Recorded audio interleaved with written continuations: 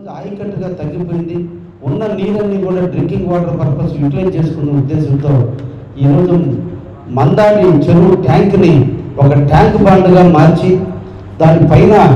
విశాలమైన రోడ్డుని ఏర్పాటు చేసి అక్కడ 30 అడుగుల వెడల్పులో ఈరోజు రోడ్డుకి మరమ్మతులు చేసి ప్రజలందరూ కూడా రాత్రి 12 గంటల వరకు కూడా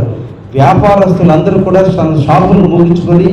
ఉద్యోగస్తులందరూ తన విధులను పూర్తి చేసుకుని ఇంటికి వచ్చి అన్నం తిన్న తర్వాత కూడా ఆరోగ్యం కోసం 1 గంట వాక్ చేసుకునే విధంగా నైట్ 12 గంటల వరకు కిలోమీటర్ పొడవున వాకింగ్ ట్రాక్ కోసం కూడా ఈరోజు 69 లక్షల రూపాయల నిధులు మంజూరు చేయించారని కూడా తెలియజేస్తున్నా. ఈరోజు ఆ వాకింగ్ ట్రాక్